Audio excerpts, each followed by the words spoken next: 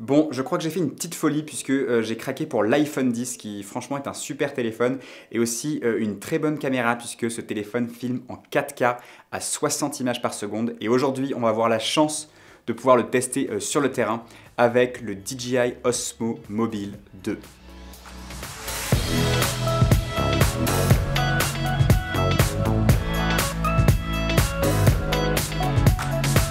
Franchement, si vous commencez la vidéo aujourd'hui, les téléphones sont une option très sérieuse à prendre en compte puisqu'ils peuvent filmer en 24 images par seconde alors que ce n'était pas le cas avant. On peut débrayer les modes manuels avec des applications mobiles spécifiques et ils shootent en 4K, ils sont très légers, donc pourquoi se priver? Même si moi je vous conseillerais toujours plutôt un appareil hybride ou réflexe à objectif interchangeable puisqu'elle vous permettra d'être plus créatif et de voir vraiment ce que c'est qu'une focale.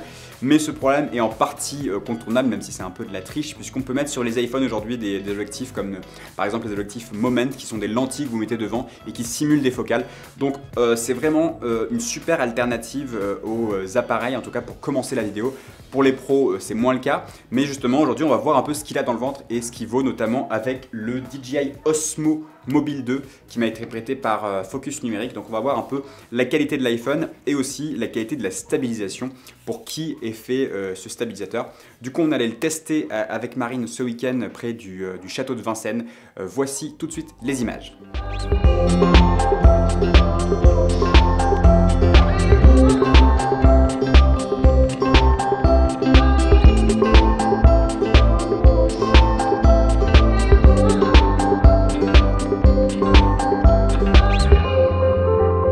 Je sais pas ce que vous en pensez, mais je trouve vraiment que la qualité de cet iPhone 10 est vraiment très bonne. Le seul problème, c'est la profondeur de champ qui n'est pas assez courte à mon goût. Moi, j'aime bien avoir des jolis flous d'arrière-plan et c'est compliqué d'avoir ça avec l'iPhone. Mais en tout cas, la 4K reste très bonne, donc ça confirme ce que je disais. C'est une bonne alternative à mon sens pour commencer la vidéo si vous n'avez pas les moyens, par exemple, de vous acheter un appareil photo hybride ou alors si vous avez déjà un iPhone. Et pour ce qui est de la stabilisation, avant de parler des performances du stabilisateur, on va d'abord parler peut-être des différences avec le DJI Osmo Mobile 1.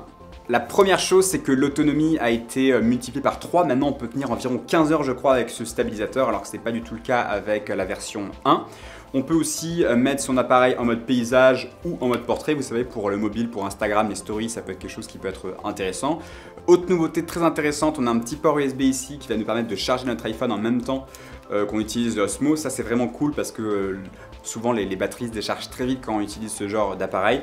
On a aussi des boutons qui ont disparu, donc maintenant on peut changer de mode directement depuis la commande M. Il est aussi plus léger, donc voilà un peu pour les différences. Pour ce qui est de la prise en main, franchement c'est très facile, très intuitif. Au bout de quelques minutes, on sait comment stabiliser un plan. Il vient avec un petit socle comme ça, mais le seul truc que je reproche, c'est qu'on ne va pas emmener ce socle partout avec nous. Donc quand on est en déplacement, c'est difficile de le poser quelque part. Alors que par exemple, j'ai vu que le modèle FreeFly Movi pour iPhone a une forme un peu différente qui nous permet de le poser par terre. Donc pour ce qui est de la prise en main, voilà, c'est très bien, mais je trouve que la forme en fait de l'objet aurait pu être différente pour pouvoir le poser contre un muret ou sur une table en déplacement. Après, on n'est pas dans le même budget entre Movi et DJI puisque ce stabilisateur coûte environ 150 € alors que le FreeFly Movi coûte aux alentours de 300 €, donc on est quasiment au double. Point très important concernant l'application mobile DJI Go, c'est l'application qui a été créée par DJI pour faire fonctionner cet Osmo avec votre iPhone ou avec votre téléphone. Et le problème, c'est que cette application n'est pas vraiment faite pour les vidéastes puisque déjà vous ne pourrez pas filmer à 24 images par seconde, vous ne pourrez que filmer à 30 images par seconde ou à 60 images par seconde, donc bye bye le look cinéma. Donc ça c'est un premier gros souci selon moi.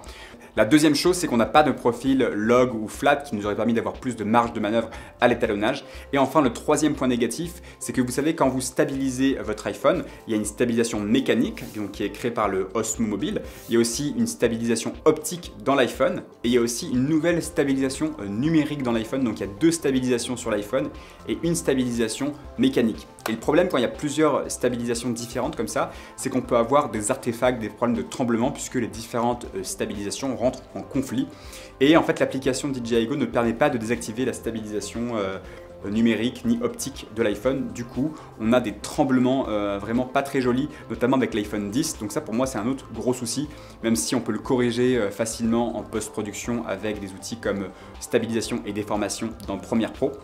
Alors que l'application Filmic Pro, qui est une autre application payante cette fois que moi je recommande beaucoup plus que DJI Go, permet elle de shooter à la fois en 24 images par seconde Elle permet aussi de pouvoir appliquer des formats log ou des formats flat, donc ça c'est très intéressant. Et elle permet également de désactiver une des stabilisations qui est la stabilisation numérique de l'iPhone.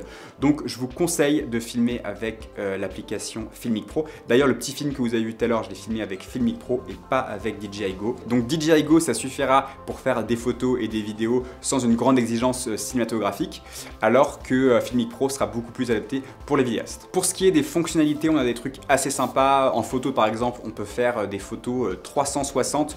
Donc en fait, il prend 9 photos et il les colle pour faire une photo géante. Donc ça, c'est assez rigolo. Et en vidéo, on a par exemple la fonctionnalité hyperlapse que j'aime bien, qui permet de faire donc un hyperlapse, donc un timelapse en mouvement. Vous avez aussi la possibilité du timelapse, du motion lapse. Donc cette fois, c'est de définir par exemple un point A et un point B et il va faire un timelapse tout doux en glissant du point A vers le point B. Donc on a plein d'options comme ça qui sont assez sympas à tester. On a aussi le Active Track qui est une super option franchement. Il suffit comme ça de dessiner un carré avec votre doigt sur la personne que vous voulez traquer, sur un visage par exemple. Et en fait le Osmo va directement traquer cette personne et si la personne sort du champ, elle va le suivre. Donc ça c'est une fonctionnalité géniale, notamment si vous faites par exemple une interview de quelqu'un et que vous le suivez en marchant. L'appareil fait un travail d'autofocus continu et de suivi qui est vraiment remarquable. Moi je l'ai essayé plusieurs fois et franchement c'est très difficile de perdre le sujet, il faut vraiment qu'il sorte du cadre très vite. Donc ça c'est vraiment un point positif de l'Osmo Mobile 2. En conclusion, c'est un bon stabilisateur grand public, mais je trouve qu'il a quand même ses limites pour un usage professionnel, en tout cas de vidéo pro, notamment à cause des raisons que je vous ai mentionnées ci-dessus, donc à savoir qu'il ne filme pas en 24 images par seconde sur l'application DJI Go, qui ne permet pas d'enlever la stabilisation de l'iPhone, du coup on a une stabilisation qui est moins bonne. Après si vous êtes grand public, pour partir en vacances en famille c'est très sympa puisque vous pouvez faire des super timelapses, des bonnes photos et des bonnes vidéos, mais pour un usage vraiment pro, on a quelques limites. Alors peut-être que DJI va améliorer ça à l'avenir, par exemple en activant la possibilité de désactiver la stabilisation de l'iPhone, ou alors en rajoutant différents profils qui permettraient de shooter en log ou en 24 images par seconde. Donc voilà un peu ce que j'en pense. En tout cas, l'iPhone a vraiment une super qualité. Comme je vous l'ai dit au début, je pense que c'est vraiment une très bonne alternative aux appareils réflexes hybrides entrée de gamme pour commencer la vidéo. Voilà, c'était mon avis sur l'iPhone, mais surtout sur le DJI Osmo Mobile 2. J'espère que cette vidéo vous a plu. Si c'est le cas, n'hésitez pas à lâcher un petit like. Laissez aussi un commentaire si vous avez une question. Et surtout, n'oubliez pas, sortez et faites des vidéos.